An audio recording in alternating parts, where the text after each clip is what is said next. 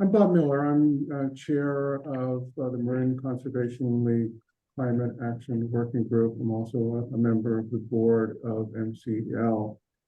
As I've said in the past, MCL's mission is to preserve, protect, and enhance the natural assets of Marin in a changing environment. And the purpose of this committee, the Climate Action Working Group, is to advocate for faster reduction in greenhouse gases in order to slow climate change that damages the natural assets here in Marin and everywhere else. And so what this committee does is develops and advocates for positions on innovative emerging technologies and policies that can accelerate electrification, decarbonization of the grid, and removal of carbon from the atmosphere. Two other Marine Conservation League committees, the Parks and Open Space Committee and the Land Use, Transportation and Water Committee, address a wide range of issues, including adaptation to climate change, natural lands for parks and open space, and primarily in the built environment for land use, transportation, and water. We need your support to continue to do our advocacy work. These meetings are free. A key reason is because of the generous support. I was making a pitch for support, in part to keep these meetings free, and but more generally to help us do advocacy work. Today we're going to hear from Bonnie Benawal from the Climate Center on advancing nature-based carbon sequestration solutions to fight climate change. And Bonnie is going to be followed by two speakers from the Resource Conservation District, Sarah Stinker and Emily Winfield. And Ken Strong is going to lead the part of the meeting with Sarah and Emily, and Bill Cole will lead the part of the meeting. Ken Strong will lead the part of the meeting with Bonnie, and Bill Cole will lead the part of the meeting with Sarah and Emily. Sorry. Then we're going to have some discussion of the April 10th MCE Community Power Coalition meeting. And we'll have reports from community organizations. But first, some housekeeping for folks who are on Zoom. Keep yourself on mute and put your questions in chat. Know that we are recording this meeting and we'll very likely be putting this on the YouTube channel. And do consider attending in person. It's a congenial environment, and we encourage interaction among attendees. And I've said this in the past, but I'll say it again, which is if you're interested in developing and advocating for innovative solutions that reduce innovative solutions, technologies and policies that reduce greenhouse gases, well, do contact me and join a group of folks that is really focusing on just that. I'm at robertmiller454@gmail.com. And with that, I'll pass the baton to Ken Strong. Thanks, Bob. So as Bob indicated, the first part of this meeting is going to have to do with nature-based sequestration and carbon farming methods. And we're lucky to be joined first by Bonnie Benawal of the Climate Center. Climate Center is well known to Marine Conservation League, both through Kurt Johnson and Ellie Cohn, who we've each had speak at various times. Bonnie joined the Climate Center in 2022 as the Natural Sequestration Initiative Manager. In this role, she leads the organization's work on advancing nature-based carbon sequestration solutions to fight the climate crisis.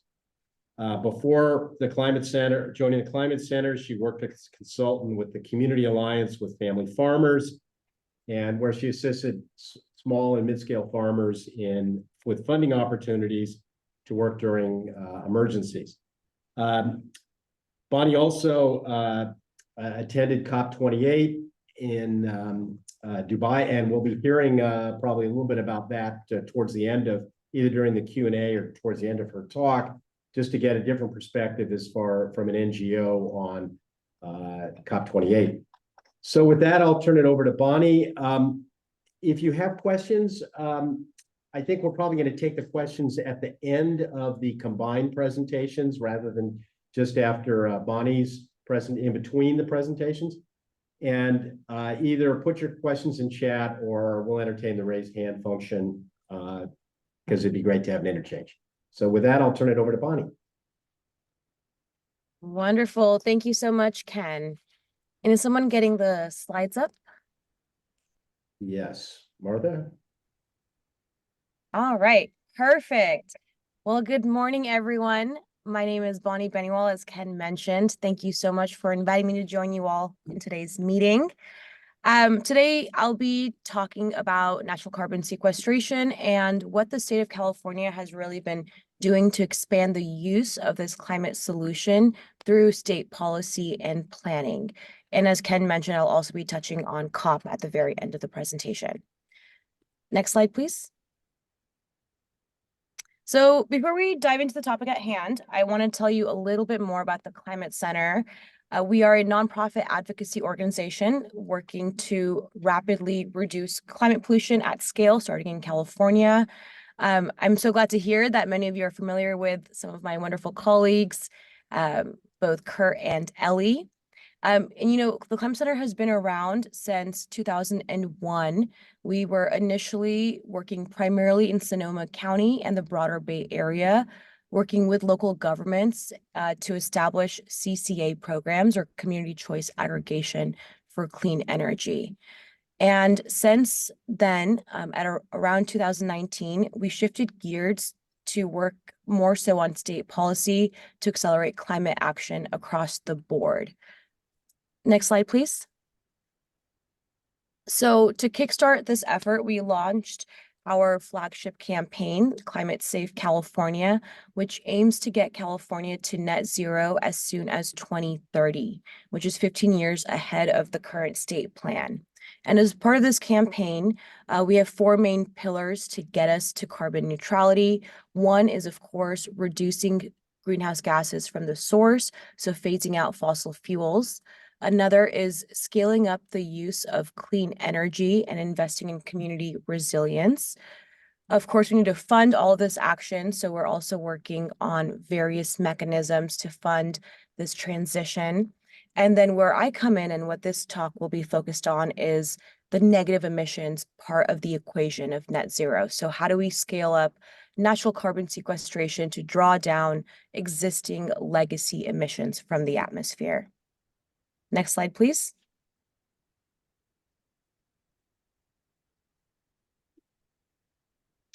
So first of all, just a refresher, what is natural carbon sequestration? It's a naturally occurring phenomenon in which carbon is captured and stored in the Earth's biomass, soils, and oceans as a part of the carbon cycle. And the carbon cycle, of course, is a biogeochemical exchange of carbon between the Earth's 5 main spheres, also known as the atmosphere, biosphere, pedosphere, hydrosphere, and lithosphere. And you can see all of this happening in this nice simplified graphic here on the slideshow. And, you know, one of the main mechanisms is, of course, photosynthesis. So plants uptake carbon dioxide through photosynthesis, during which carbon is then utilized as a building block for plants, helping them grow their roots, stems, leaves, etc. Carbon is also transferred to the soils through the plants, both while they're alive as well as when they die and decay into the ground. Now, unfortunately, centuries of changes in land use and intensified production, much of this carbon that was once stored in the lands has been released into the atmosphere. So, you know, as we work on these policies to accelerate natural carbon sequestration, we know that this is a cycle. It's the carbon cycle will continue happening. So we will continue emitting some carbon into the atmosphere. But the goal here is to ensure that we're sequestering or banking more carbon than we're emitting. And this is done through a variety of strategies. One of the first ones that folks think about when they hear natural sequestration is, of course, tree planting. So this is afforestation and reforestation, as well as urban tree planting. There's also wetland and peatland restoration, or seagrass and kelp restoration. And these fall into a special category called blue carbon, which is carbon that's stored in biomass and sediment under the water, making leakage much, much slower and keeps that carbon stock intact for much longer than it is on the land. There's also avoided conversion, conservation, which allows nature to remain intact and continue doing what it's doing through the carbon cycle rather than converting it to some sort of development like a strip mall, housing, manufacturing facility, or something else. And then the one of the last main ways to sequester carbon is, of course, climate beneficial agriculture, which will be the main topic of conversation in the next speaker's presentation. So I won't get into that too much, but I did want to point out that in regards to agricultural practices, back in 2022, right before I joined the Climate Center, we released a report that found that if we focus just on California's working lands, so this is California's croplands and rangelands, we have the biophysical potential to sequester over 100 million metric tons of carbon a year. And a lot of this would come from compost application. And of course, this report, again, was what the potential is under optimal conditions using proven techniques and sequestration rates that have been published in literature. Reaching this level of sequestration would involve a lot of expansion of state programs and resources and technical assistance, among many other things that would have to fall into place. But we know that it is possible. And just to give you a sense of scale of what 100 million metric tons means, California currently emits approximately 380 million metric tons of CO2 a year. So this would have a huge dent in our overall emissions budget. Next slide, please. So beyond carbon sequestration, which obviously is fantastic in terms of mitigation for climate change, one of the special things about this kind of work is that it touches on both mitigation as well as adaptation. There are many benefits beyond just sequestering carbon. This includes water efficiency and water security. We know that healthy soils hold more water and reduce pressure on existing supplies for irrigation, which is hugely important for a drought-ridden state like California. In fact, the report that I mentioned earlier found that increasing the soil organic matter by as little as 3% across the state's 47 million acres of working lands would result in an annual hydrologic benefit of at least 4.7 million acre feet of water, or equivalent to 1.53 trillion gallons of water.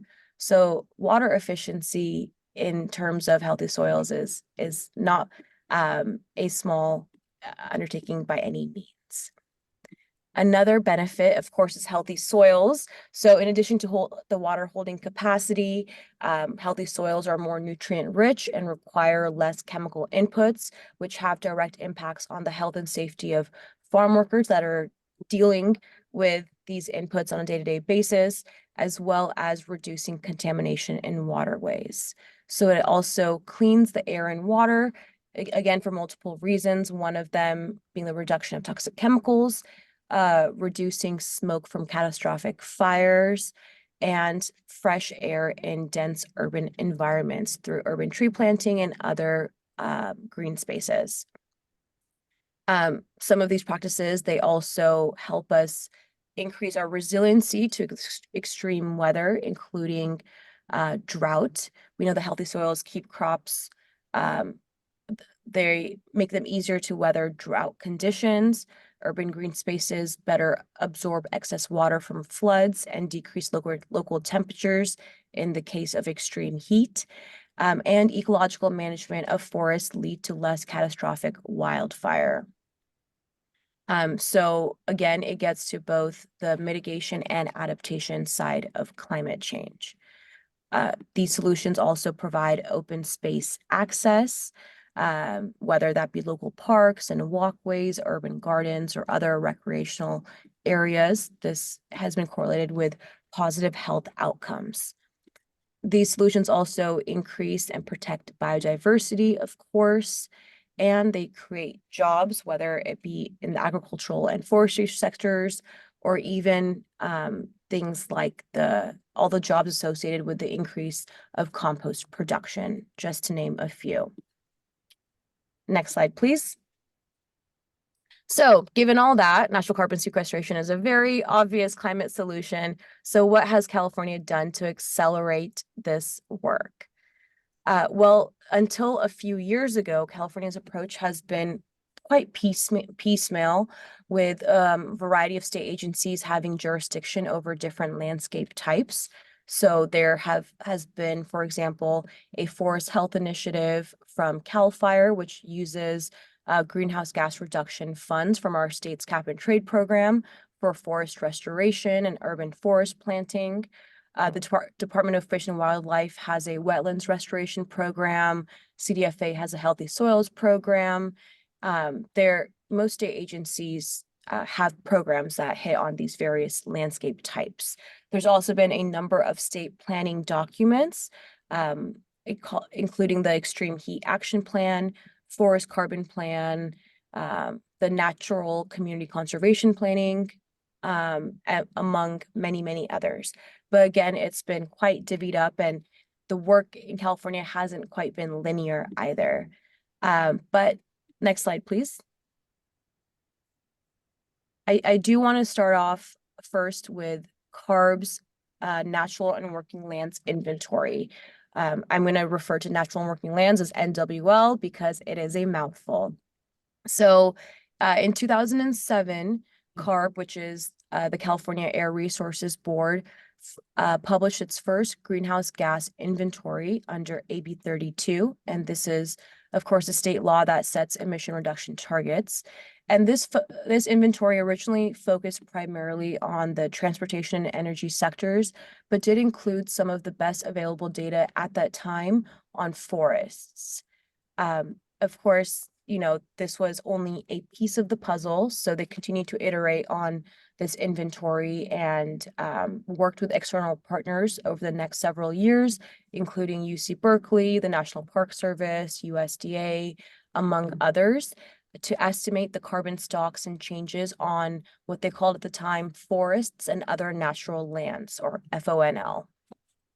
And in 2016, there was a bill passed, SB 859, which required CARB to publish an NWL inventory by 2018. So in 2018, we did see that, which expanded the different landscape types that they included in that inventory.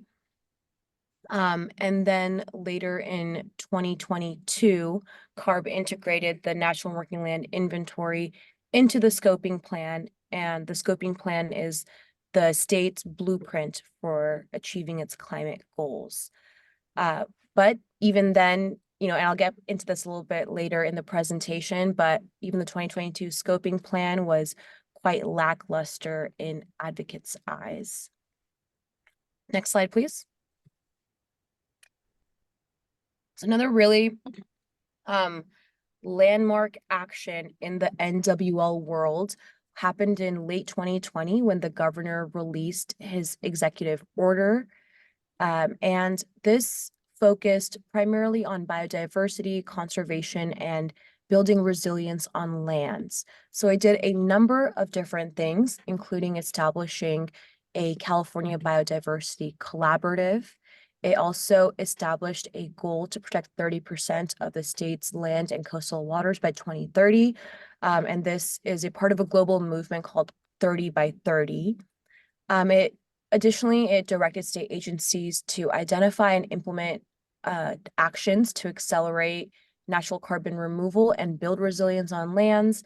As a part of that, it directed state agencies to develop the Natural and Working Lands Climate Smart Strategy, which we'll also get into a little bit more later.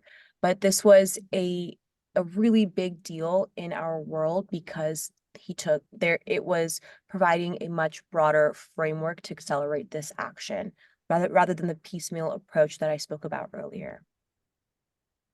Next slide, please. Shortly thereafter, Senator Nancy Skinner authored SB 27, and this was going to put into statute a lot of what the executive order accomplished, plus some other provisions. So first, it put into statute this requirement for the agencies to develop a climate smart strategy for natural and working lands. It also quite significantly required the Office of Planning and Research, or OPR, to create and maintain a registry of carbon dioxide removal projects that were seeking funding. And this, of note, includes both nature-based solutions as well as direct air capture projects. And it also required that CARB establish carbon dioxide removal targets in the scoping plan. And as a part of that, they had to take into consider the Natural and Working Lands Climate Smart Strategy. So that goes back to the 2022 update. That is why that scoping plan update included natural and working lands at the level that it did, because it was mandated by SB 27. So, despite all of this significant improvement and coordination among state agencies, as I mentioned, CARB scoping plan was still quite lackluster.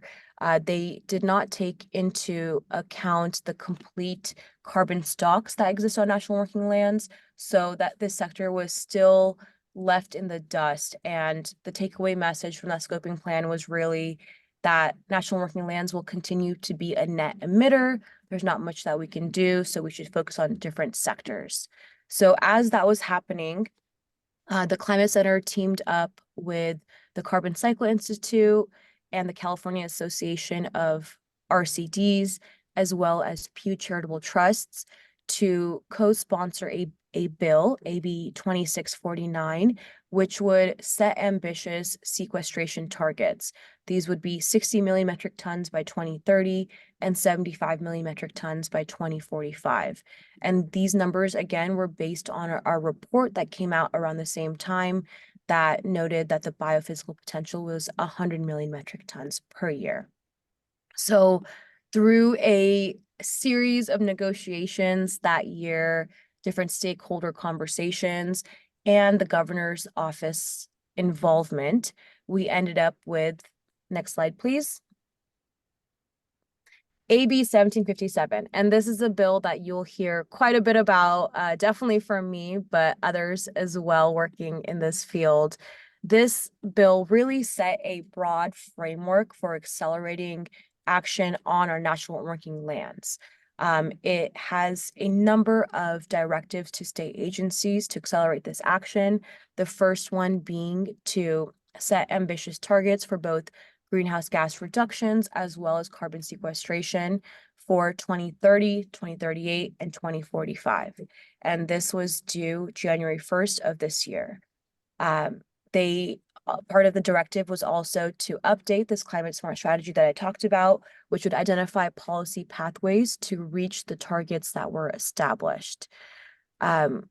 Another major provision is directing CARB to establish methods for state agencies to track these greenhouse gas changes, sequestration, and other benefits. So to really be able to iterate on the greenhouse gas inventory that's already been set, but update it with an understanding of how specific actions would affect the overall inventory.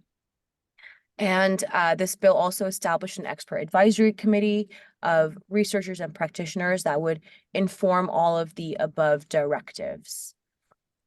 Next slide, please. So right now, we are in the phase of the process that we're working on the climate smart strategy and the methods for measuring carbon in the landscape. So as I mentioned, the targets were due by January 1 of this year. However, they have not been officially published. We are waiting on that. Could be any day now. But meanwhile, the expert advisory committee as well as agencies are moving forward with the rest of the implementation of this bill. So right now they are seeking public comment for the climate smart strategy.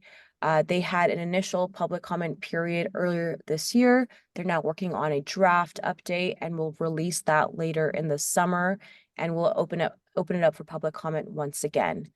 They are also working on establishing the standard methodologies, so they will be seeking input for that later this year as well. But that is a big part of what we're doing here at the Climate Center, along with our partners, is ensuring that this framework is really getting to all the solutions that we want to see on the ground and at the scale that we want to see them. Next slide, please. Okay, so now I'm going to do a hard pivot to COP28. I had the privilege of going with the Climate Center this year to Dubai. And as I'm sure you all know, Dubai was a city that it's a glaringly ironic place to hold a climate conference.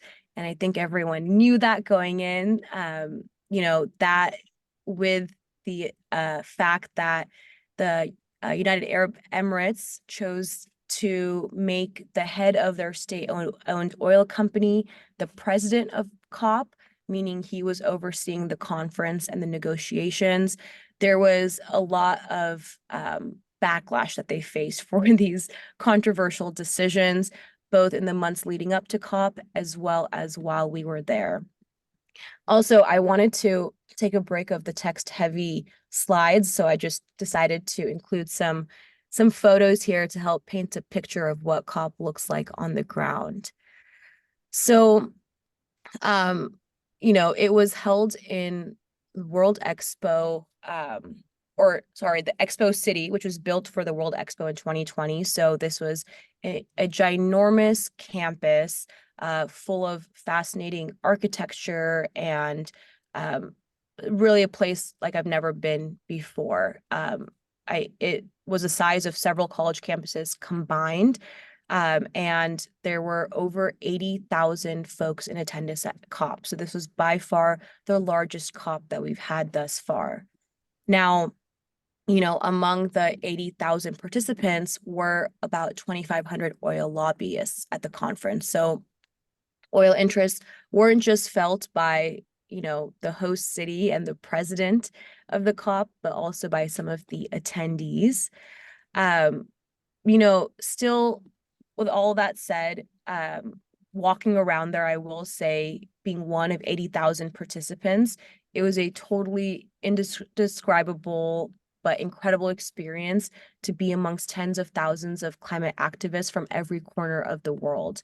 And I've certainly done my share of international travel, but being surrounded by that many different languages and garments and ideas was totally exhilarating. So it wasn't all doom and gloom bad. It was an incredibly inspiring event. And just to highlight some of the main outcomes of COP, one was that this was quite a significant COP because they did a global stock take. So this is sort of a report card of the progress that we've made towards the Paris goals, which, unsurprisingly, they found that current actions are insufficient to keep us at the 1.5C pathway. The stock take found that we need to triple renewable energy and double energy efficiency. But of course, one of the issues with the COP process is that it is voluntary. Now, that being said, something that you've probably read in headlines since the conference is that for the first time ever, fossil fuels were recognized in the official text, which is a sad reality that after 30 years of these conferences, it's taking so long to recognize the core cause of climate change. But it did finally happen. And the official agreement committed the globe to transition away from fossil fuels in a just, orderly, and equitable manner to achieve net zero by 2050, in keeping with the science. Another big theme was of loss and damage, and loss and damage refers to developed countries paying developing countries for the damage that is created by the pollution that those developed countries have historically emitted. So on the first day of COP, they set up a fund and began putting money in that fund, which was a great sign right off the bat. However, this ended up being $750 million in this fund. So that means that to deal with all of the climate disasters that developing countries are facing, including actually, I'm not sure if you all saw, but this morning there was news that there's massive flooding happening in UAE right now. They got over 12 inches of rain, which is more than they get in a year. They got that in 12 hours. So there's flooding going on right now, which is causing, who knows how much in damage. But anyways, the $750 million that was pledged by developed countries is such a small drop in the bucket. We know that the flooding in Pakistan that happened a couple of years back was $30 billion in damages, and that is one event in one country. So 750 million is really just totally insignificant, unfortunately, especially when you compare it to the $1.2 billion that oil companies make in profit a day. Bonnie, maybe we can continue on with COP and some Q&A if people are interested, but I think might be time to kind of swing back to Marin County and hear Okay, from our sure. Yes, I have a lot more to say about COP, but we can talk about it during the discussion.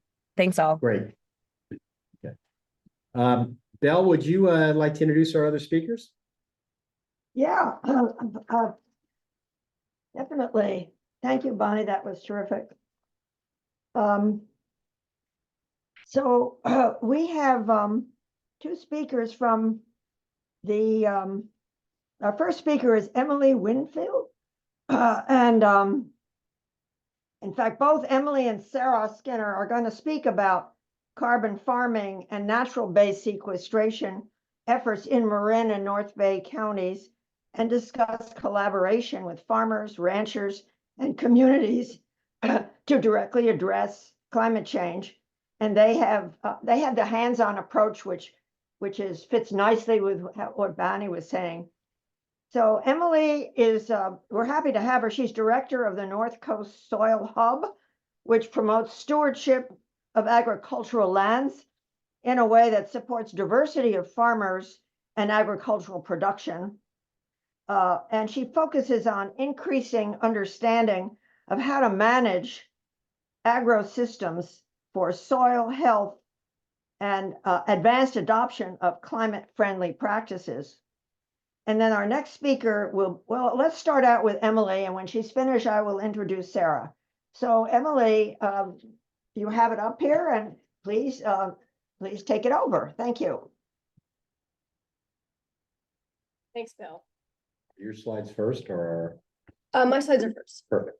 Is this on? Can folks hear me? Just say that loud. Ask that question. Okay, can everybody hear me? Yes. Okay. Awesome. Well, thank you so much for having me, and thank you, Belle, for that introduction. That was such an excellent overview from Bonnie of all of the efforts that are happening across the state related to natural climate solutions. And I always enjoy hearing Bonnie speak. I learned something every time. So thank you to MCL for inviting myself and my colleague Sarah Skinker to be here today to present. We're going to talk a little bit more about what this looks like on the ground, and talk about what the opportunities are both at the local level and at the regional level for advancing this work on agricultural lands. I know most of the MCL folks are very familiar already with the resource conservation districts and have supported our work in the past, and we really appreciate all of the support from MCL on getting Measure A passed. But for anyone who is new to the group or is not very familiar with RCDs, we were founded to be local conservation agencies after the Dust Bowl of the 1930s, where we saw massive topsoil erosion and widespread crop failure. We were founded at that time to be local sort of county-based agencies, along with our sister federal agency, which is the USDA Natural Resources Conservation Service. So our work, as you can see on this slide, is kind of balancing human well-being and environmental stewardship. We are non-regulatory and nonpartisan, so often we are a go-to place for farmers and ranchers who wish to implement conservation practices or climate-friendly agriculture practices on their land. And we are uniquely governed by a board of folks from the community. So our work is very rooted in the grassroots level and rooted in the needs and opportunities of our communities. This is just an example of how diverse program offerings are at RCDs across the state. Because we are local government agencies, we develop programs in partnership with our communities in order to address the unique needs and opportunities that are on the ground. So we partner not only directly with farmers and ranchers and our communities, but we also partner directly with state and federal agencies. And we work in a space where we are attempting to align the goals. Maybe this is related to regulatory measures or goals that state or federal agencies have. We work to integrate those goals and initiatives with what our communities need on the ground and what the opportunities are on the ground for getting the work done. So we tend to serve as sort of a go-between, providing services to those state and federal agencies, but also providing direct services to our partners on the ground. I want to introduce really quickly a regional collaboration. So this is a carbon farming network across the North Coast region, and Marin RCD is a part of this network. It is coordinated and led by the resource conservation districts across these 6 counties. We work very closely with our USDA Natural Resources Conservation Service partners, as well as our partners at UC Cooperative Extension. And this represents a very unique, inclusive network of agencies and organizations, farmers and ranchers, other technical service providers, researchers, educators. This is a space for us to coordinate and collaborate across the region to better understand how we build and maintain soil health, and also understand how climate-friendly agriculture practices can be implemented. We address the unique conditions and characteristics of our region and work together to better understand and overcome some of the barriers to adoption that we see of climate-friendly agriculture practices. I want to talk briefly about what agriculture looks like in the region. I think we tend to think of agriculture in an abstract way, but bringing it down to earth a little bit for our region, most of what we have in our region are small family farms. So as you can see here, the average farm size across the region that we work in with the North Coast Soil Hub is just a little over 400 acres. So this is predominantly small and mid-sized farms. We have over 7,000 farms in this region alone, and produce a very wide variety of crops.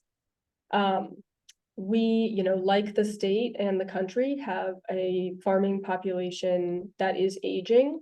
And also, I think what we see is that farmers on the ground typically don't have a lot of access to capital. And so I just want us to have some of these characteristics in mind as we're thinking about why we invest public dollars on private lands.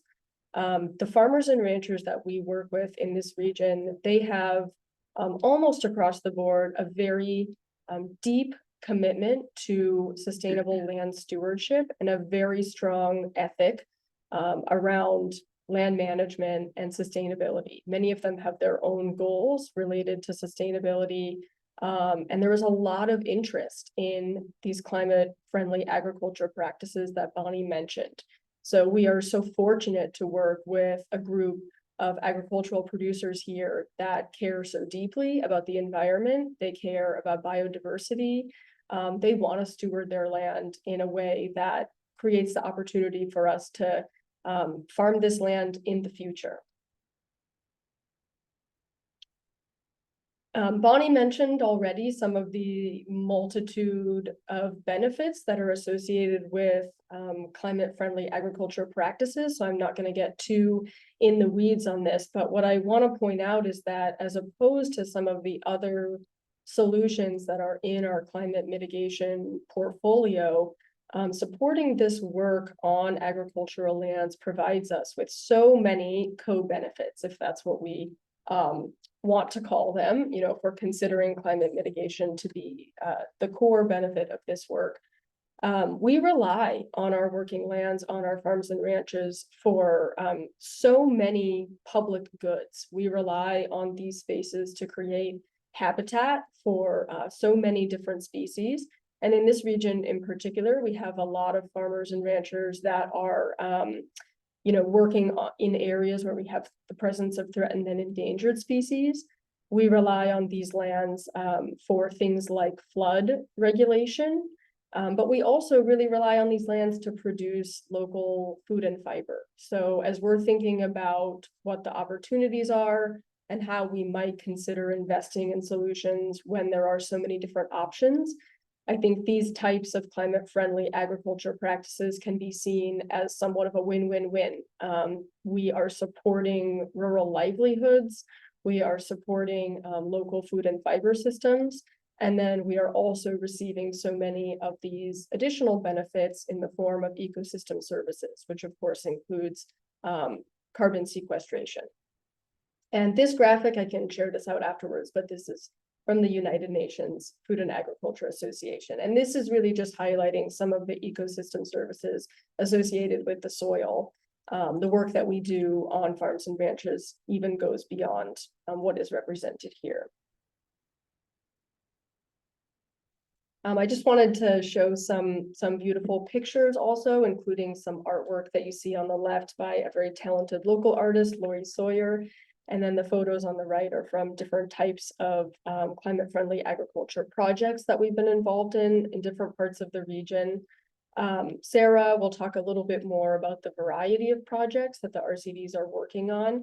But I just want to highlight that when we are thinking about these lands and these types of projects, we're talking about so many different types of benefits and ecosystem services, both for us as humans, but also for the environment and for the natural world. So we have, like Bonnie mentioned, planting practices, perennial plantings that could include things like windbreaks and hedgerows that often include native plants. We have things like riparian restoration. We have compost application and soil amendments. We have practices like cover cropping that you see on the bottom right. So it really is a whole suite of practices that, kind of tools in the toolbox in terms of what can be implemented across different cropping systems and different parts of our region. Speaking a little bit more specifically to some of the funding for climate-friendly agriculture, we've seen over the past several years recognition at the state and federal level of the importance of investing in climate-friendly agriculture and in the potential and the opportunity for agriculture to be part of the solution to climate change. So we have, through our State Department of Food and Agriculture, as Bonnie mentioned, these are funds that come from the Greenhouse Gas Reduction Fund. We have a program called Healthy Soils, which farmers, it's a competitive grant program that farmers apply to fund different projects on their land. The State Department of Food and Ag administers several different climate smart agriculture programs, including the Alternative Manure Management Program, which is more specifically targeting dairy, since we know that they can be a source of emissions as well as an opportunity for emissions reduction and carbon sequestration. More recently, we've seen an increase in funding at the federal level, including in 2022, a $3 billion nationwide investment in a program called USDA Partnerships for Climate Smart Commodities. Most of these funds become available as competitive grant dollars, and the RCDs and our partners work very hard to bring these investments down to the local level. So we submitted a joint proposal to the USDA Partnerships for Climate Smart Commodities for advancing this work in Marin and Sonoma counties. And we secured $10 million over the course of the next 5 years to continue the work that we're doing, to build new partnerships, and to hopefully be a model that could be replicated in other parts of the state or of the country. So you'll be hearing more about that project soon, but it builds off of the carbon farming programs that have been developed, our partnerships with both counties in Marin and Sonoma. We're working very closely with our partners from the Marin Carbon Project. And we hope that this is a demonstration of how these local and regional conservation partnerships can be used to support the implementation of this work on working lands. I want to end by talking about what the scale of the opportunity is. So these numbers represent the region that I serve in the North Coast Soil Hub, so those 6 counties on the map that I showed earlier.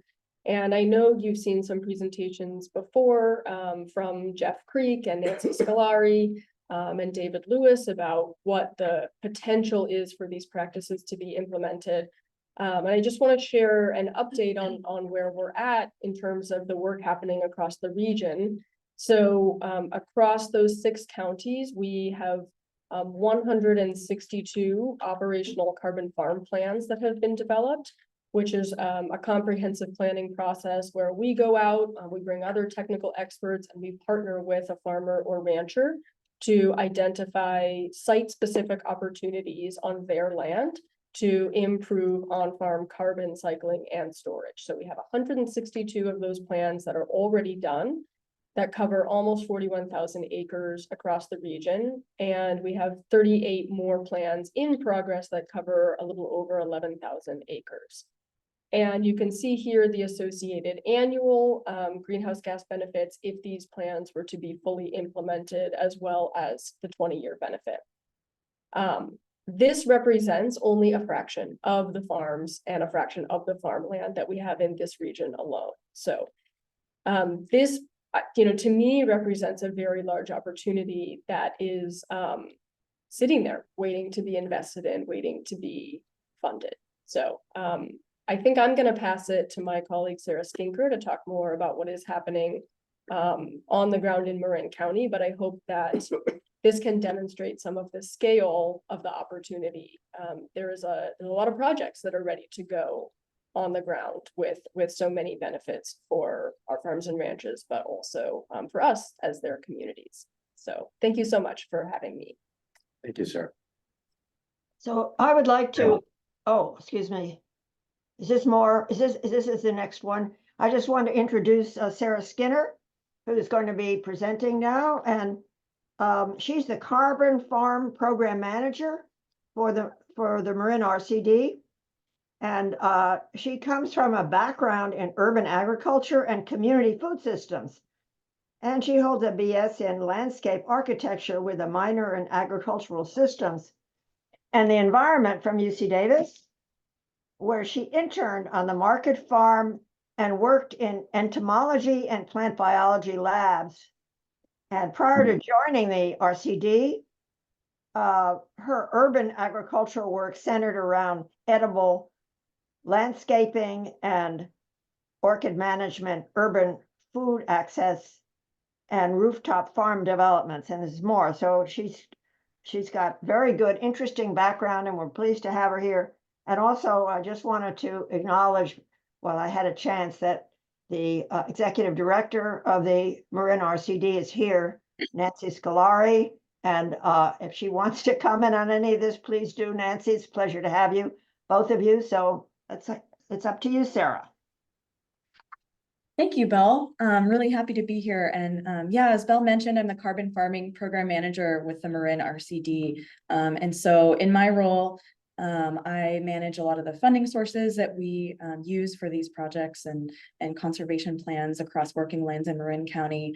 And I support a lot of the technical assistance efforts that we're spearheading in the region. And so I'll start with this map, which is an illustration that includes a lot of different information, but the point I want to make here with this map is that there's a lot of demand and diversity for these projects that Emily's mentioned and that I will get into in a little more detail.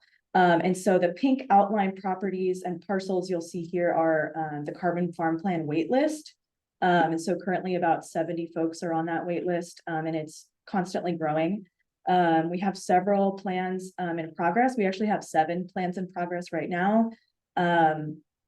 And so we're on the way to achieving a lot of these goals by ensuring that these folks get the technical assistance that they're interested in. And so with our growing capacity right now at the RCD, we're able to take on more of these projects. And so as you can see, a lot of the demand varies by not only geographically, but by operation type. And so ranches, dairies, vineyards, and cropping operations are all represented here. And so we're really excited to continue to diversify what we're offering at the RCD. One sec here. Okay, thank you. So what we're offering is really what we call producer-driven technical assistance. And so what that means is that we're putting the producers first. And so their goals and priorities and challenges and context really informs what we are doing on a day-to-day basis, and informs our strategic direction as well. And so how we do this is we basically start by conducting a needs assessment with folks. And so what that looks like is visiting with them, as you can see here, one of our dairy farmers that we are working on several projects with right now near Tamales. We start with an in-depth needs assessment, listening to their challenges and what they're facing and what their day-to-day looks like, and what are their bigger picture goals, and how can we help them achieve that, and helping them identify priorities. So of all of their 20 or 30 goals that they have, what comes first, and how can we support that? So we conduct regular site visits to understand what that looks like on the ground, and follow up to help connect them to the appropriate projects and funding sources, whether that's through us or through another agency or partner. And sort of the suite of support that follows can be a combination of things. So we can engage in a conservation planning process with folks. We can provide, one-off project or permitting assistance with folks. So it really just depends on what they're looking for and what we can offer them. And of course, we engage a lot of partners in this work. So Marin Agricultural Land Trust is a huge partner, Point Blue Conservation Science and Students and Teachers Restoring a Watershed, the Soil Hub, just tons of partners help us achieve this lofty goal. And so a couple of the challenges that we're hearing from folks, recurring themes that we're hearing on things that producers are facing that are really impacting their operation and viability is invasive species management. So kind of on a smaller scale, day-to-day management, invasive species are really impacting folks' ability to manage the landscape. And so we're kind of trying to come up with creative ways to manage that, like prescribed burns and mechanical extraction and different ways to help folks with that. Of course, everyone's been dealing with increasing costs, not only farmers, but we're seeing increased costs in feed and water and materials, labor, all across the board, which has been a huge challenge for folks, as you can imagine.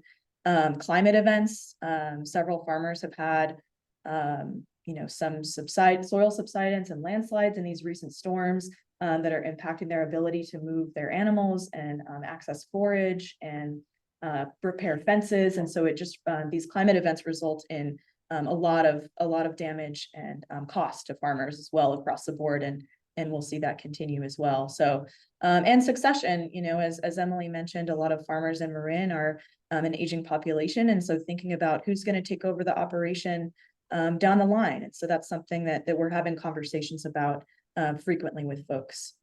And so in order to address all of these challenges, we try to come in with a sort of pipeline lens. And so we really start with trying to develop a comprehensive plan for folks, whether that's a carbon farm plan, soil health management plan, or really just sitting down and having an informal conversation about the next 5, 10, 20 years of their operation. And from there, we can begin to design out what those practices might look like, and then implement them on the ground with our partners. And so a little bit about how these projects are funded. So in the top left, you'll see a group of folks looking out into a valley, and that is a group of conservation and ag professionals that we call a technical assistance group. And so once farmers apply for these projects on our online portal, they get sent to a bank where we can match them with appropriate funding sources when that funding becomes available. And then this group of experts from Point Blue and Carbon Cycling Institute and other partners get together and rank all these applied projects based on grant criteria, regionally specific needs, and then previous factors that we've sort of experienced over time. And so once those projects are selected, we at the RCD reach out to those producers and work with them to make sure that those projects are implemented. Some projects include a landowner cost share, but a lot of the projects we're working on right now do not. So free of charge to the producers, but it depends on the funding source and what's available. And so you'll see here on the bottom photo and the photo on the right, a compost application on a ranch here, and then a native planting for riparian restoration on a ranch here on the right. And so a little bit about, I've got a list here on the right of some of the practices that we offer folks.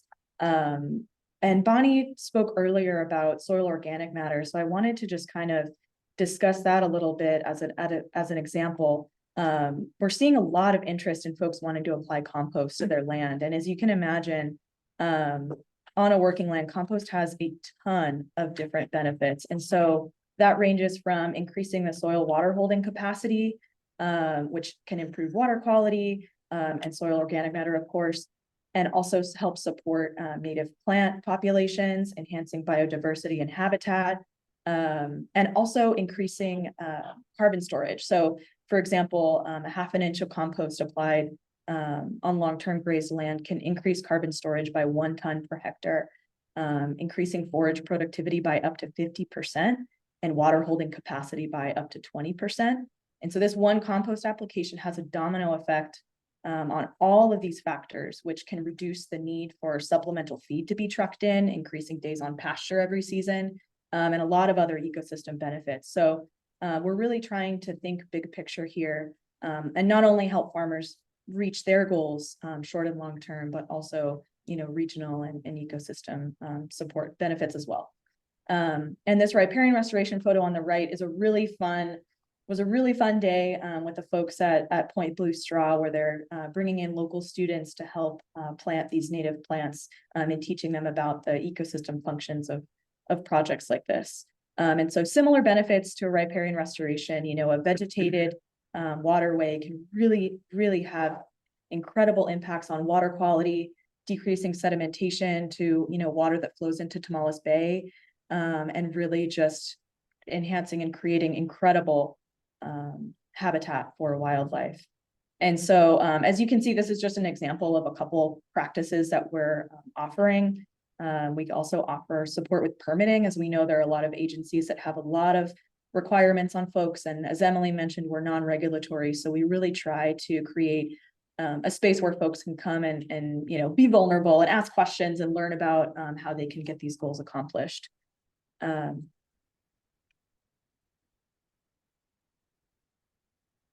Bit of a delay here, I think. Oh, and this is our ED, Nancy, who's in the room with us. This is just a fun picture of another arm of our program, which is a tool sharing program that we are really hoping to bulk up over the next few years. So we were hearing from folks that one of their challenges was equipment costs and just the viability of buying a lot of different large expensive equipment that wasn't really economically feasible if they were just going to use it once or twice a year. So we were able to secure through the State Coastal Conservancy a grant that helped us purchase this small 6-foot undo-till drill, which is basically a seeder that folks can use. And because it's small, it can kind of maneuver some of the foothills and different topography that we were seeing in West Marin that can be challenging. And also just, requires a smaller tractor and just a little bit easier for folks to manage. And so this is just another great example of how we're really trying to meet people where they're at and help kind of fill some of those gaps that folks are seeing that might not necessarily be project-based. And so with this drill, one of the ways that this also contributes to carbon sequestration goals and increasing carbon storage is we're encouraging folks to plant a mixture of perennial and annual grasses and forbs and other forage for their working lands that really encourages increased living roots in the soil cover, and just a lot of different variety of, habitat and all these different benefits that can enhance a lot of the carbon activity that's going on in the soil. And so folks are really excited about this. We had a huge level of interest in this first season in fall 2023. And when people are excited to use it next year. And so we're happy to offer this. We're hoping to purchase a compost spreader in the future. And we're continually trying to ramp up this program. So this is something that I'm really excited about. And it's been great to hear folks get excited about this rental program. And on my last slide here, I just wanted to share a little snippet, an example of a couple of the ways that we're funded. And so I wanted to highlight just a variety of funding that we receive, and there's much more, but this is just a small example. And so, as Emily mentioned, we receive funding from USDA Climate Smart Commodities, which we're really, really grateful for that support to fund a ton of different practices that I mentioned earlier. The CDFA, California Department of Food and Ag, we have several grants from them that fund a variety of soil health practices. And then Measure A is just one of those funding sources that is extremely valuable and really helps us fill in some of the construction gaps and some of these really large construction projects for like dairy infrastructure and manure management, riparian restoration, and also maintenance and monitoring. So something that's really difficult to find funding for right now is maintenance and monitoring to ensure the project's success into the future, and also just track the impact of these projects. And so super grateful to Marin County voters for supporting us through that. It's been really incredible. And yeah, with that, I'll just close by saying, thank you so much for having us. I think it's really important to show folks what's going on out in West Marin as it relates to carbon. And, we are so fortunate to work in this space with so many just incredible partners and farmers that are really passionate about this work. And there is much more to be done. So I guess maybe with that, we can welcome some questions. Thanks, Sarah and Emily and Bonnie. One question I had to start, you talk about, how important compost is out on the working lands. Are there any particular policies or actions that we could promote either at the county level or at the state level that would encourage, that would allow for more compost on working lands? First, you two at the local level, and Bonnie, if you've got anything to say on that on the state level, that'd be interesting as well. Yeah, I can start. I think we're seeing a couple different challenges right now related to compost, and one is of course compost quality, which I believe you may have talked about before with the SB 1383 requirements. We're just seeing a little bit of a mismatch between the quality of compost that is really needed for application to working lands and some of the quality of compost that is being produced from municipal organic waste products. I think one of the other challenges that we're seeing is just accessibility and availability of compost in the right places. Because of challenges around permitting for compost production facilities. We tend to see that it is difficult for small and medium-sized compost facilities to establish and survive, which means that we might have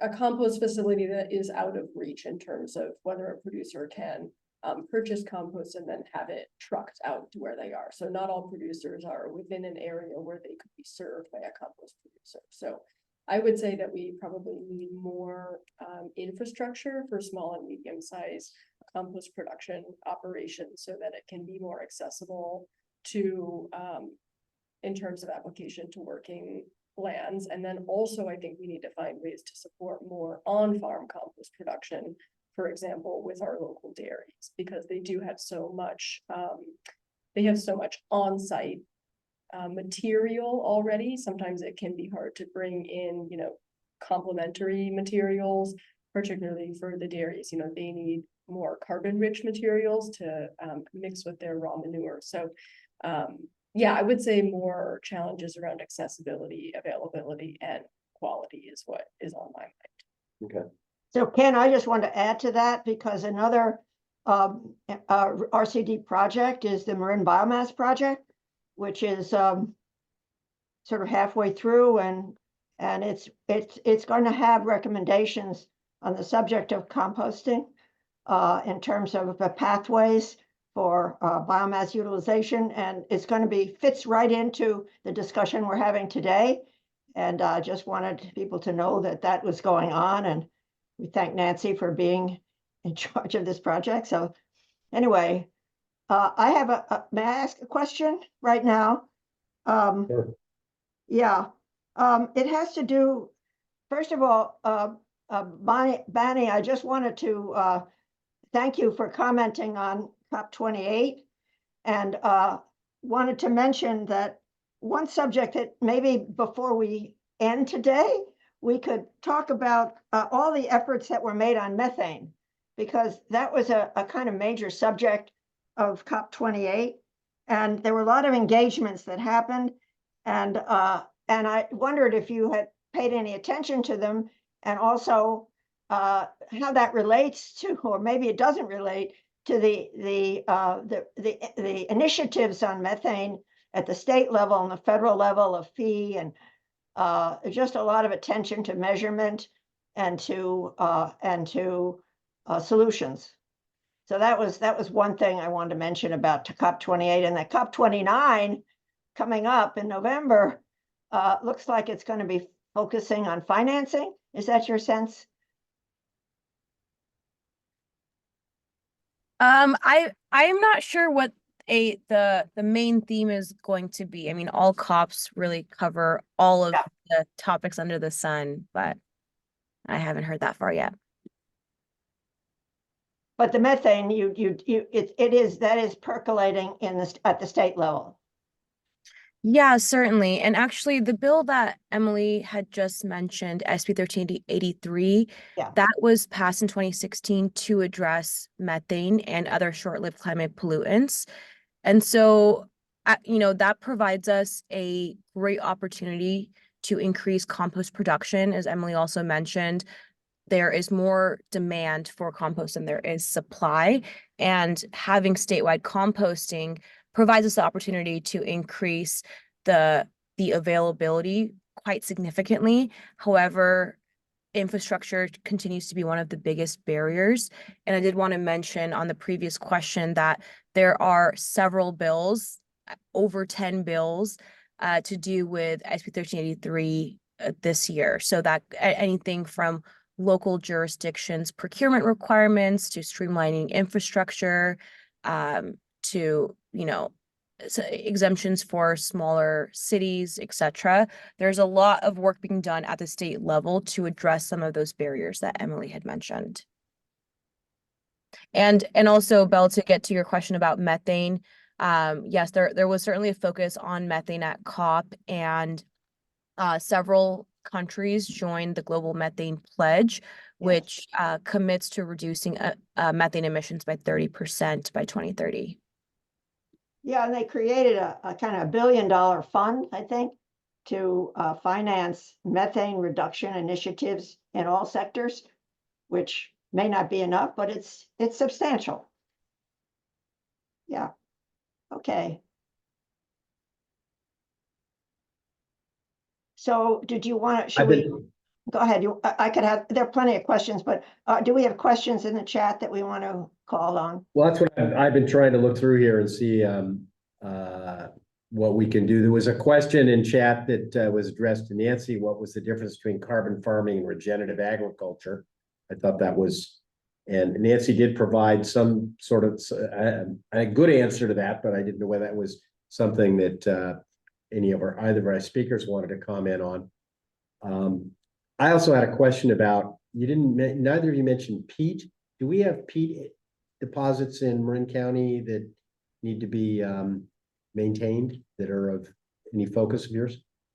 It's another area of sequestration, soil sequestration. Not that I'm aware of. Okay. Okay. And one other, just before I finish my question, you all have, you're so deeply involved. What would you say are the sort of top challenges that you have in meeting your goals here in these programs? Is it funding? Is it public impression? Is it capturing the interests of farmers? What would you say some of the bigger challenges are that you have? Because these are very marvelous goals and a lot of good methodology. Yeah, I can start. I think funding, but a little bit more specifically, we at the RCD pretty much, or the majority of the funding, both at Marin RCD, but also across RCDs in the region and the state, is secured through competitive grant processes. And that creates a lot of administrative burden for us. Many of the RCDs that I work with are managing between 30 and 50 grants at one time. And so because all of our funding, or most of our funding, is secured through these competitive processes, it just creates a very hefty burden for us, where we have technical staff that have to be managing multiple grants. We're constantly reporting, trying to match things up, trying to match funding sources. So I would say funding, but more specifically, we would love to see more coordination amongst funders so that we don't have to be pulling together so many different small pots of money. And maybe also more flexibility so that we can have the opportunity to develop our programs, to hire and train and retain qualified staff. I see sometimes that people burn out because the work is very intense, both technically and administratively. So I would say there are opportunities, I think, for funding in ways that allow us to do our work in a more streamlined manner. I would absolutely agree with that. And I would also add that as shown in the map on my first slide of Marin County, there is so much demand for these projects. And right now we're a team of 3 working on carbon farming at the RCD. And a lot of these projects can span over multiple years. Most of them, carbon farm plants can take 2.5 years. Even smaller planting projects can take a year and a half. There are a lot of permitting and requirements that are, seasonally based. And so it really is a long-term endeavor to achieve a lot of these practices and goals. And so with that requires a lot of, as Emily said, administrative work. And so it's just been a challenge to think about how to really meet the demand with the capacity that we have right now. So we're hoping to grow that capacity in the near future and expand our team that will allow us to complete more of these projects, but really just the demand is outweighing the capacity by a mile.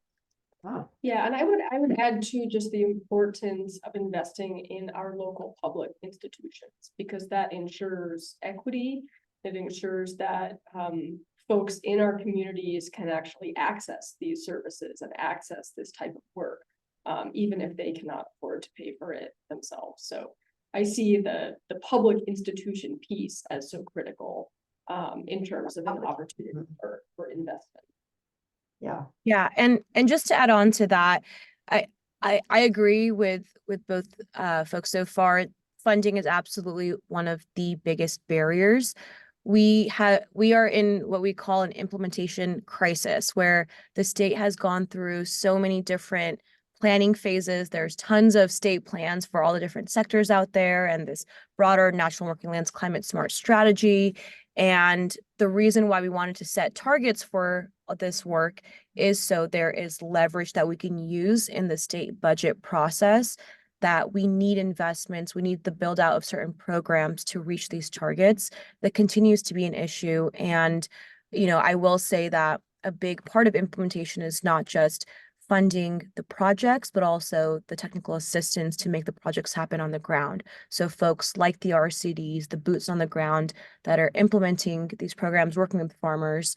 And I will also note that California RCDs are one of the only, California is one of the only states in the country that does not have dedicated state funding for their RCDs, Oh. which is astonishing since California is an agricultural behemoth. So that is something that we are trying to rectify in the state. However, there are a lot of external factors that make that difficult, including not insignificantly, the $73 billion deficit that California is in right now. yeah, But that is a long-term goal. yeah. Thank you, Bonnie. If there's any last question or from the Zoom audience, we'd love to hear that now. Otherwise, I think we'll wrap up this segment.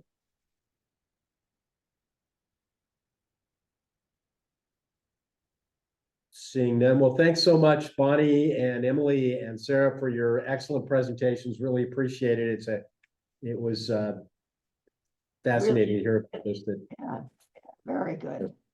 Thank you for having us. Thank you. Thank you all so much. Really appreciate it. Okay. And I want to thank the speakers. One of the things that really gives me a lot of hope is the quality of the work that's being done, the quality of the people that are doing it, the local level and at the Bonnie at the state level, and that matters. So thank you. Thank you. Thank Yeah. you. For the work that you do. Thanks. Bye-bye all. Okay, so we're going to move on to something very different. We'll have a brief segment on the MC's Community Power Coalition meeting on April 10th. A week ago, there'll be a brief report and discussion, and then we'll have reports from organizations, and we should have time to make all of this happen.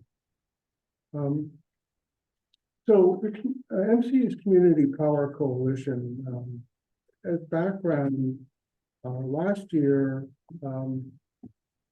it met 3 times for an hour each time, and was essentially a one-way flow of information from MC to community members. Wasn't a lot of preparation, no package before the meetings. There were no appointed community reps, no minutes, no reports to the board. And as far as we can tell, many MC board members don't know what this committee made up of community organizations actually is. So this is in contrast to the community advisory committees that other CCAs have. There's a good deal more formal and informal engagement of the community. So at the January 26th MC Community Power Coalition meeting, there was a promise to make the meetings more bi-directional, to get feedback from the community, which is great. It's exactly what's needed. And last Wednesday, MC staff presented 2 representatives from about 15 to 20 community organizations, and MC's leadership was there, which was terrific. at this meeting, MCE staff presented on a range of topics that focused on mitigating the many risks that are out there in energy markets.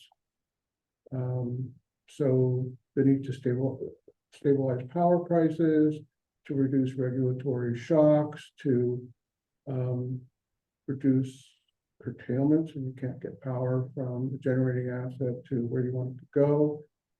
The need to align demand with renewable energy supply. A lot of different, somewhat technical topics, but all important. And that's all good, except that this was something of making a case for MCE owning assets. And especially investing in transmission solutions, what they are is to be determined, and adding storage at existing sites. For us, the real issue here, and that was underlying the presentation, is how to allocate MCE's capital. Do you allocate it to owning assets? Do you allocate it to community energy programs? Do you allocate it to providing rebates to customers, preferably those that need it the most? And this is relevant because MCE has met its reserve requirements which are big, 423 million, and anticipates another 52 million in surplus over the next 12 months. And it also has another 30 million in reserves in a rate stabilization fund, which is designed to stabilize the rates that MCE charges. So there's a lot of money here. And MCE now wants to transfer 80 million out of its regular reserves to two funds. 30 million more to this rate stabilization fund, and 50 million to a capital projects fund, which would buy generation and transmission assets and sounds like a building for MCE. And down the road, potentially hundreds of millions of dollars could go into that fund. So the main points, a lot of the discussion revolved around that. And the main points we made at the meeting and we've made in one-on-one discussions are these, that the proposed $50 million transfer to capital projects fund preempts spending that 50 million on other alternatives, including community energy programs, which includes such things as solar plus storage on public buildings, electrification of public buildings, large-scale comprehensive electrification of low-income homes, and large-scale EV charging, especially in low-income communities, all of which could be networked together in a MCE-controlled virtual power plant. So there are many other attractive alternatives. And while so we have a number of, so there are opportunity costs here. There are real strong opportunity costs here of how you spend money. And when MCE talked about allocating 50 million for capital assets, it didn't lay out the pros and cons of ownership in a balanced way. We got the pros and not enough of the cons. And so what they didn't address yet is what to own, based on what criteria, where to own it, how much to own, how to own it, and what ownership opportunities are available, and a bunch of other questions. These are really crucial questions because we're talking about MCE's capital. And in many cases, allocating capital to owning assets can actually increase risk and decrease returns. It really depends. And Peninsula Clean Energy's head of power procurement went through the pros and cons of owning different kinds of assets. And concluded that only smaller scale, less than 5 megawatt local projects are clear yes candidates for ownership, the smaller projects. There are a couple of other types of projects that are in the maybe category, they're larger. And then there's the large projects that are solely owned, fell into the do not own category. So another CCA, therefore, has done an analysis of the pros and cons, and that's what we would like to see. We also did not see at the meeting MCE laying out the pros and cons of allocating 50 million to these alternative uses. Again, things like solar plus storage on public buildings and all types of electrification. And that's important because several other Bay Area CCAs have allocated several multiples of what MCE has allocated to community energy program. AVA has already allocated over $100 million. I'm sorry, over $80 million. Silicon Valley Clean Energy over $100 million. Peninsula Clean Energy has allocated as much in one program, which is electrification of low-income homes, as MCE has allocated for all those programs over all the years. And that's around $25 million. So the 50 million is an opportunity to catch up, and this is an MC is not proposing to use the 50 million in that way. MC also didn't lay out criteria for investing in assets, and that's what we would also like to see that. And to be clear, we're not opposed to all investments. We're especially in favor of investments that double as community energy programs. So, for example, virtual power plants, which include shifting load from one period to another, solar plus storage on public buildings, which would allow injecting power into the system at particular times. There are community energy programs that MC could invest in that we would be in favor of, and perhaps others, but we'd like to see more information before the 50 million is allocated, and it's the vote at the board meeting is now scheduled for May. MC did mention setting up an ad hoc investments committee to evaluate investment opportunities, but didn't say anything that I heard about process.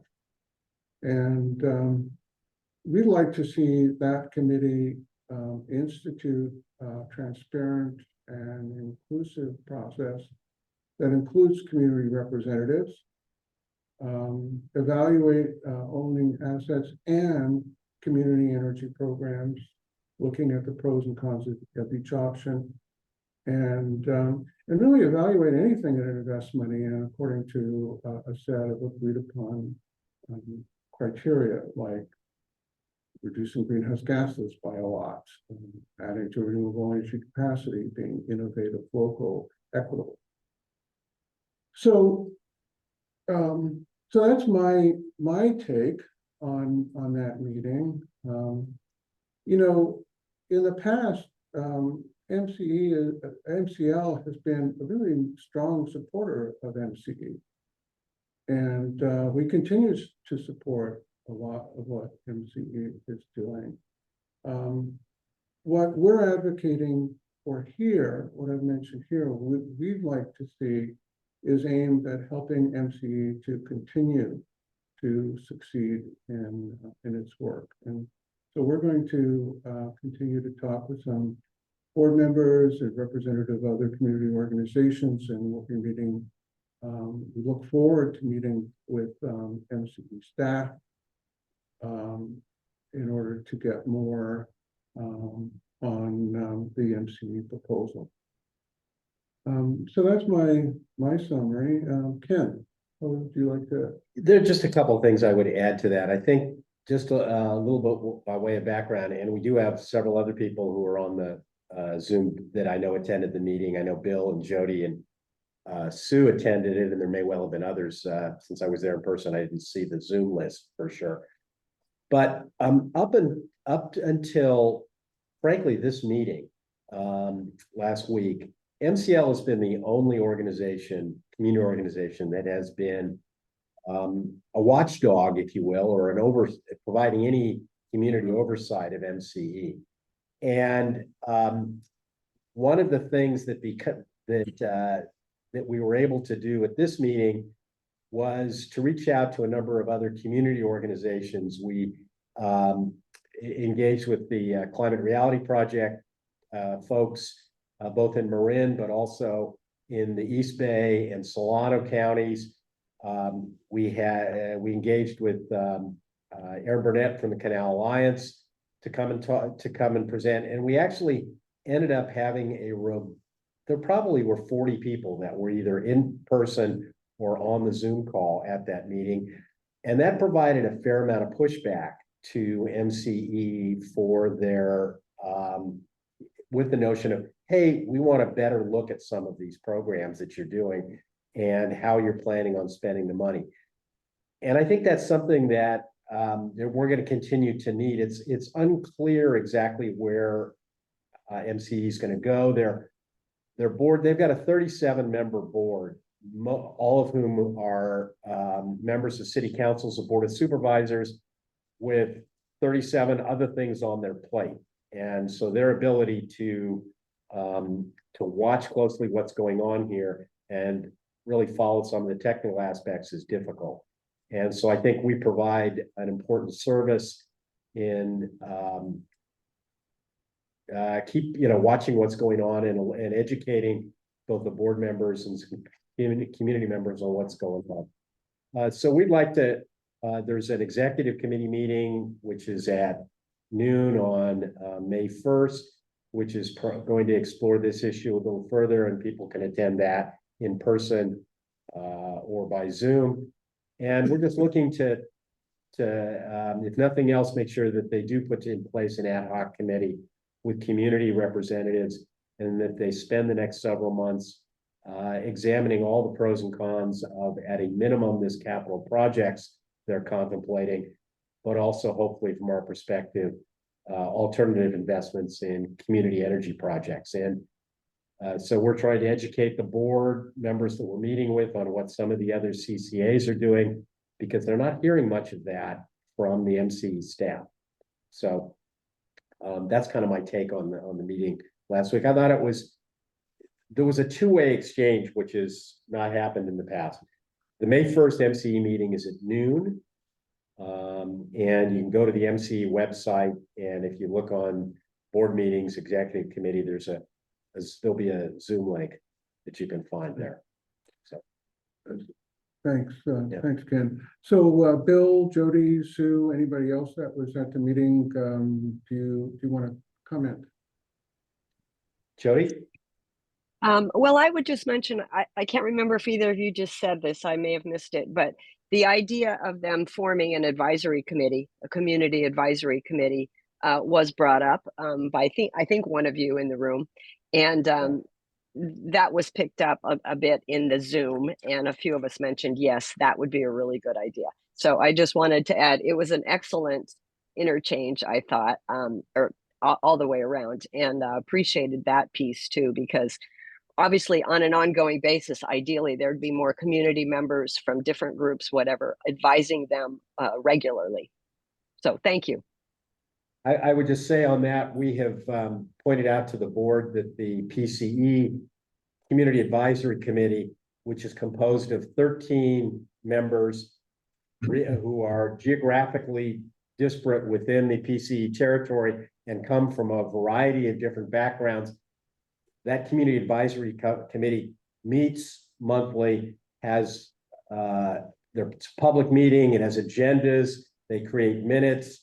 At each of the PC board meetings, they get a report from the Community Advisory Committee with recommendations.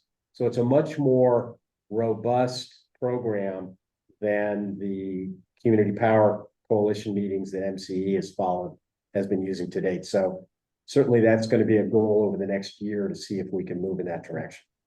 Bill and then Sue. Yeah, I agree. It's a great, that meeting was a great demonstration of, getting a lot of people out with a lot of good ideas, and making use of that forum that MCE provides. It struck me that, particularly with Dawn being there and her response to the question I was asking about, how do we get to renewable as quickly as possible? And she came back with how difficult getting to renewable, or how difficult procuring renewable electricity is right now. And, that's a very particular issue that they're trying to deal with, in addition to the general confusion around electricity rates and costs. And it just struck me that we kind of need to have a likewise particular response back to, okay, this is a thing that we would really like to see in lieu of or alongside of their push to acquire generation assets, and just parking a whole bunch of money there, to the exclusion of moving forward on other efforts as well. So I just wanted to put that on the table again, if we can try to fashion what our particular recommendation is to them. I think the process recommendation about forming a committee is a good one, but I don't think it's going to hold against that very specific force that they seem to be moving towards. Thanks, Bill. Sue. Yeah, I was just gonna say that it was great work that you, three of the MCL comments were. And that I'm really glad this is being done, because nobody has been doing this. I guess I just want to say that I was a little taken back by the hostility, I would say, from the COO, and just being kind of dismissive. We're not doing that. We're not doing that. And in particular, the dismissiveness about the BPP, that could be helpful. So I was just a little bit taken back by that. Yeah,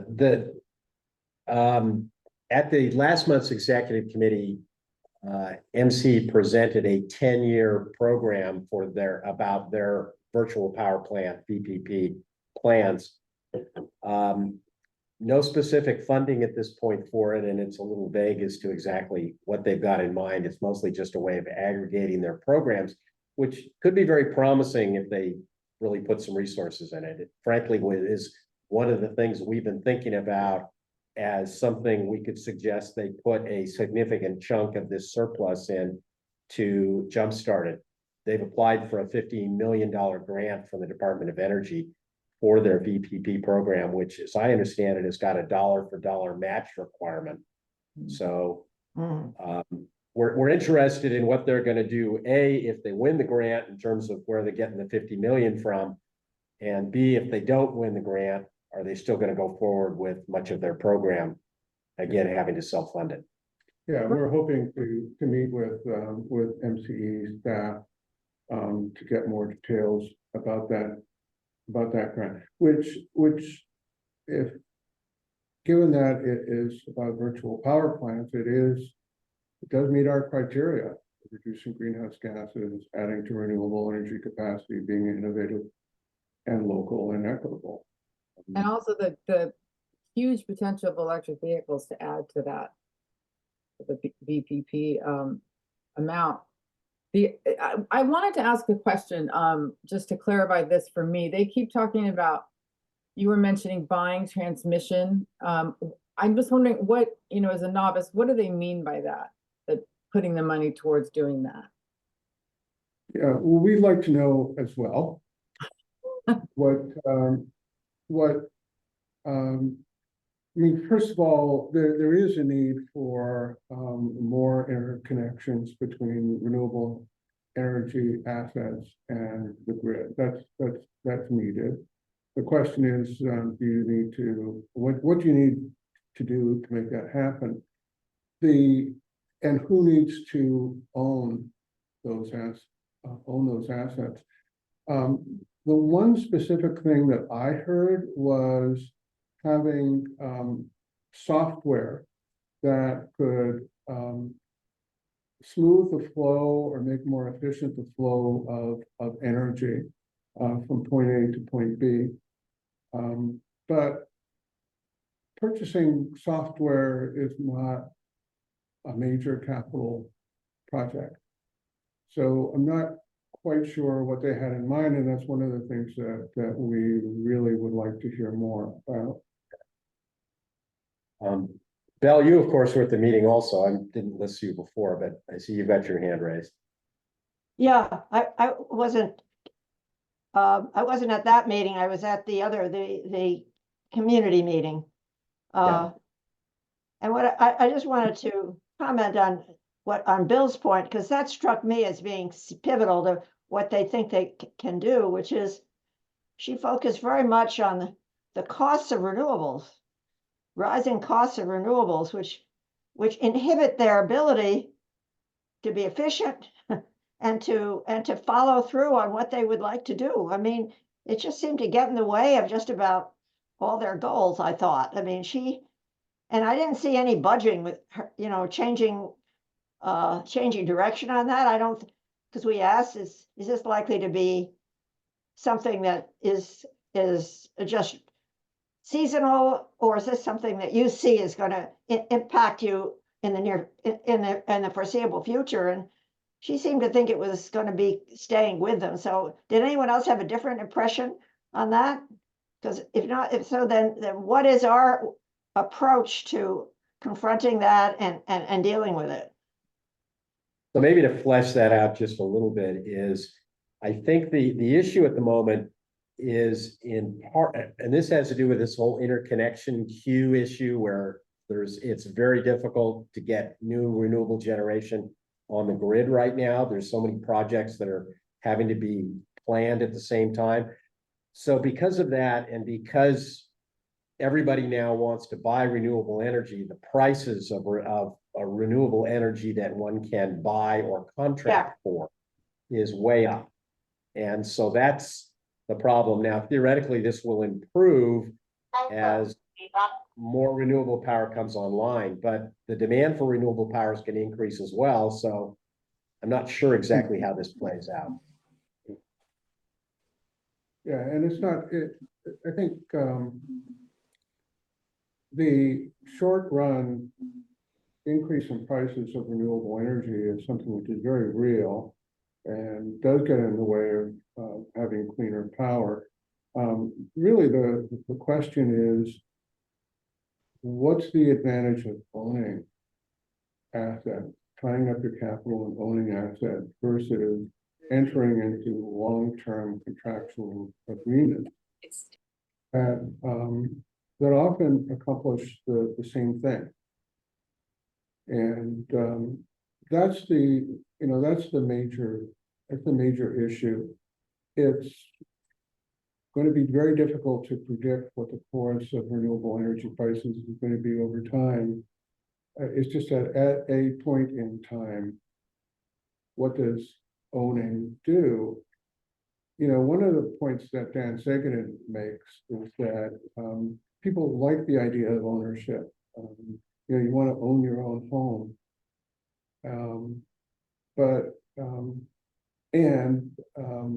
This is different. This is owning a generation asset, and you get the same things through contractual agreements that don't tie up capital. That could be that capital can be used for other things. So there's a lot that needs to be explored, and hopefully it will be explored before MCE makes its capital commitment. So, David? Yeah, thanks.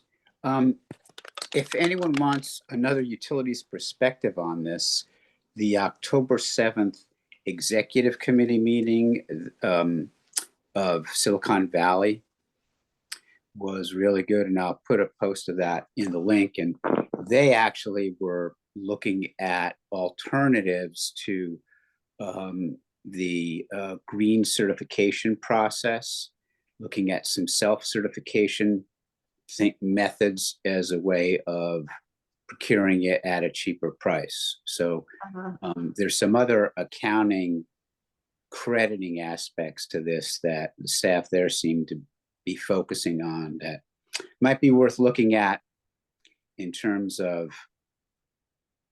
responding to this as a concern that MCE keeps raising. Good to know. Thank you. Thanks. Okay, so I don't see any other hands up.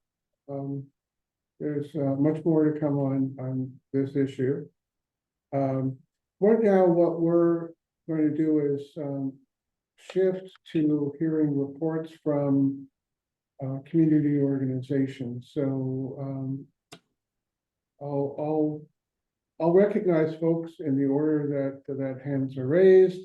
And given that it's 11:48, what is it? Brevity is the soul of wit, like that. So Jody, why am I surprised that you're the first one up? I don't know. Anyway, I just wanted to make a really quick report for 350 Marin to say our internship program, student internship program, is wrapping up for our high school students, but they had a major win this month with the Marin County School Electrification Campaign. A lot of people contributed to this beyond 350 Marin, but they presented, two of the high school students presented before the Novato Unified School District, and the districts supported a resolution to go all electric. That's a couple pages. It's really nicely written. There's a lot of work that the school district is committing itself to. So that I just wanted to share that we have a link, or on the Novato Unified School District, there's a link, but there are other school districts that we're trying to work with across the county. The other thing I'll just mention quickly, our college students, we have 2 lined up for this summer. And for the first time, we have had 2 different post-BA or BS student or folks come to us as we've been recruiting for our interns to say, I've got my degree now, actually, I can't find a job. So it's just interesting that students need support when they're in school and after school to help get integrated into becoming climate change advocates and employees. So wanted to mention that. Also, of course, we have this campaign on advocating for climate leadership. We're starting to look at what climate, quote, champions might be trying to run for city and town councils this fall. Those should be identified soon in the summer. But if you know any folks, let us know. We did support 350 Bay Area Action supported Stephanie Andre in Larkspur, and she's a great climate champion, and she's now on their council. So the only other thing is our Marin Guide, which is a digital document on 350 Marin's website. If people would like to at some point take a look at that, suggest additions, or if you're new to the climate movement or Marin and you're just like, what's going on here? This is a incomplete guide where we're trying to build what's happening in Marin, put it on paper. Thank you. Thanks, Jody. Thank you, Jody. Another report that's a model of precision. Great. Bill. Yeah, a couple of sustainable summer felt things. We have organized a panel discussion on building a diverse climate workforce in Marin. And it's next Tuesday at 5 o'clock in person at the TAM offices in San Rafael, but it also will be on Zoom. And it's part of an array of Earth Week events that are taking place. More details on our website. It's in our newsletter, and that's posted on our website, so you can get the Zoom link, etc. Also, want to encourage everybody to come out to the Earth Day celebrations at the Mill Valley Community Center on Sunday, starting at 11, going till 2 o'clock. And a number of our groups will be there, including Sustainable San Rafael, tabling. And then finally, next month's COG is going to be with Jody and me speaking to Can Marin Can and Climate Commission spur more climate action in the county. So I think that'll be in the next news posting from MCL as well. Thanks. Terrific. Bill? You're on mute.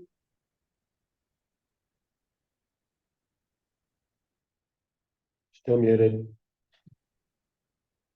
You're still muted. Bill, you're on mute. How about this? Better? We can Yes? hear you, so yes. Much. Okay. I just want to mention 2 events taking place in May. These are ecologically sound practices partnership meetings that some of you would be quite interested in. One of them is a field trip on May 6th, and it's to the it's to a firewise area that we've seen before, San Rafael, San Anselmo. And it's from 1 to 3, and I will post it.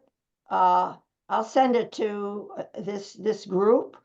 I'm trying to think of where you'll see it, but anyway, and that's one. And the other one is May 14th, which is going to be a seminar run by Bruce Goins and Professor Malcolm North from UC Davis and Torrey Norvell, and it's going to be on best practices for forest management, and I think should be of interest. So I'll see that you get copies of this and can register to come. Thanks. And so Pam, you haven't spoken, and your hand wasn't in the place I was looking. Pam? Thanks. Just a reminder that the MCL dinner is coming up this the Friday the 26th, and there are probably just a few seats left. Just amazing awardees this year, and it's the 90th anniversary of MCL. Wow. Okay. Thank you. Too much, Pam. Sue? Yeah, I was just gonna announce for Ride and Drive Clean, just quickly, they're gonna have an e-bike show April 21st at the Mill Valley Earth Day. And then on the 27th, an EV Expo in West Marin. And then the San Anselmo Climate Commission and Fairfax Committee are doing a joint EV e-bike show in Fairfax, May 19th at 10 a.m. 10 a.m. to 1 p.m. Thanks. Great.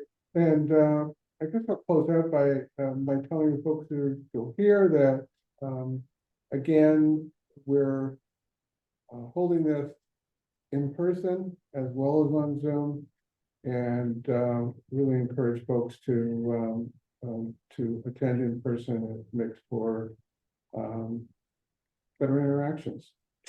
So if there are no other there's nothing else that's being raised, then we're done. And Bill has already provided the notice of the Climate Action Working Group meeting. That's next month, and we'll look forward to seeing you there.